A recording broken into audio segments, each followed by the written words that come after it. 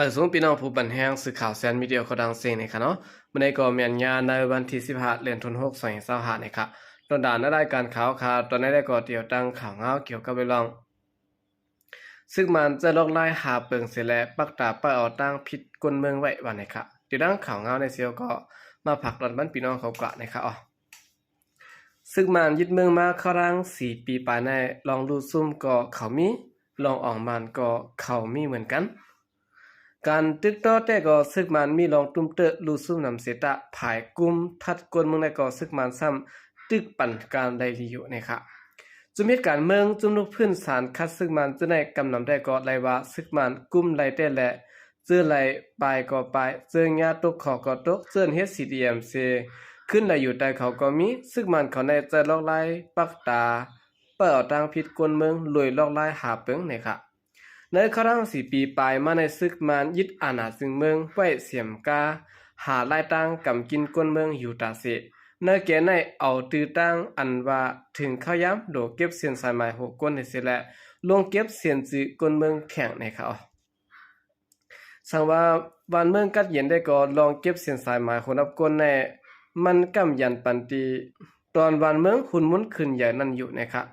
กวยการลงเก็บเส้นสายไม้โหนับกลกำลืนได้ก่อนเลยว่า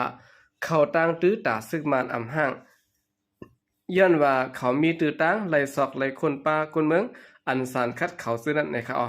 เมื่อในปี2022นั้นก็ซึกมันติกจะหากนเจือนซื้อซิมฟวนอันไล่ต่างป่าหมายพังเหมือนหนังเสือปันจื้อที่อยู่และข้อมูลส่วนตัวซึ่งในแทงในก็เขาตั้งตื้อตาซึกมันอำห้างในค่ะเนาะเมื่อในปี2024นั้นก็ซึกมันจะตื้อ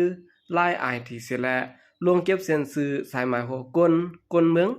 ย้อนเปิงอันในเสียได้ข้อมูลกลเมือง32ล้านในซึ่งมันหู้ไหลง่ายๆวันนี้ค่ะแต่ไล่ข้อมูลกลหนึ่งก็ในซึกมันเขาเจอกลเมืองสแกนเอาลายนิ้วมือสแกนเอาหมักตาและเก็บปากข้อมูลเนเนชั่นดาต้าเบสในไว้นะคะเนาะลองในตรงใต้เขาได้ก็เตหู้กันว่าสามารถกัดอยู่ไอตีอันป้าตัวนับ10ตัวนั้นสามารถกัดในกำยันปันตาด้วยโหนับกลเมืองห่มตุ่มง่ายๆว่าในสิตะซึ่งมันซ้ำเอาตือตั้งปักตาด้วยกลเมืองตาเอาตั้งพิษกลเมืองนะครับเมื่อเรียนในผาด้านของสิซึ่งมันเขาเก็บรายไว้ป้าข้อมูลกลเมืองตา52ล้านปลายยาวไหน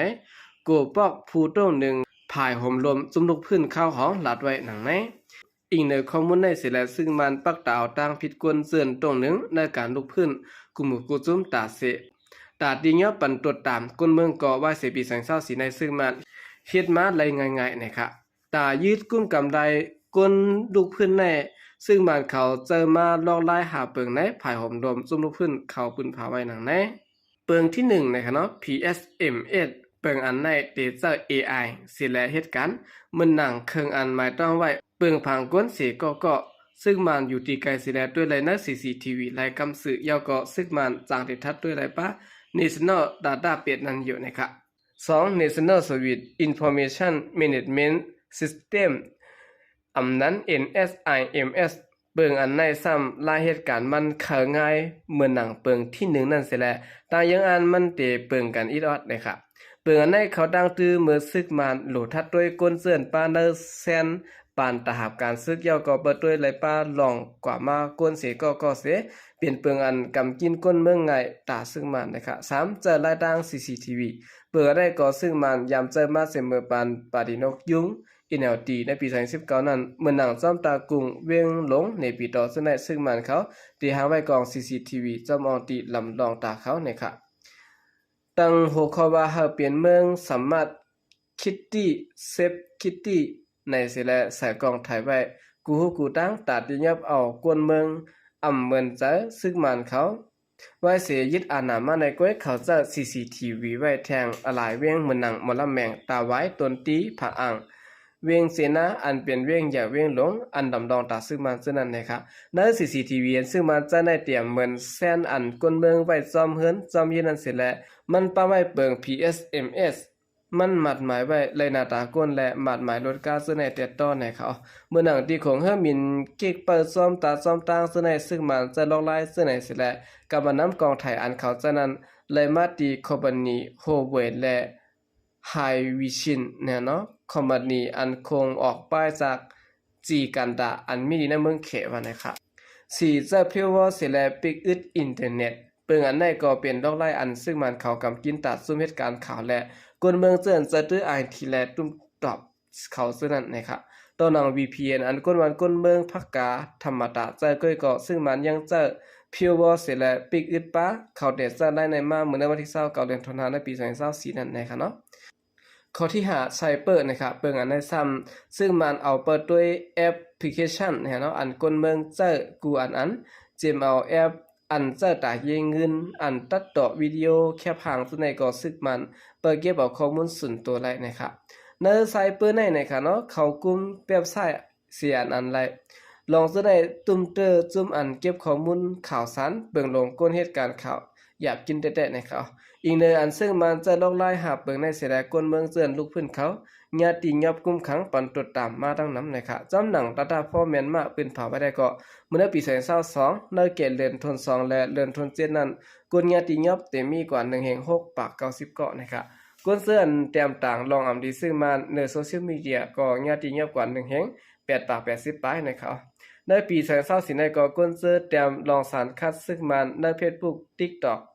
ทีเลแกรมซึ่งในก็ญาติยับ3ปาก74เกาะในปี2025ในก็ในแก่เดือนธันวาคมและเดือนธันวาคมในญาติยับกว่า16เกาะไล่ฮู้ซ้อมหนังในนะครับเนาะโอเคได้ก็เปลี่ยนข่าวเงาอำนันปองกว้ามนะครับซึ่งมันจะเล่าไล่หาเปิงสิแหละปักดาดเอาตั้งผิดกวนเมืองไว้นะครับ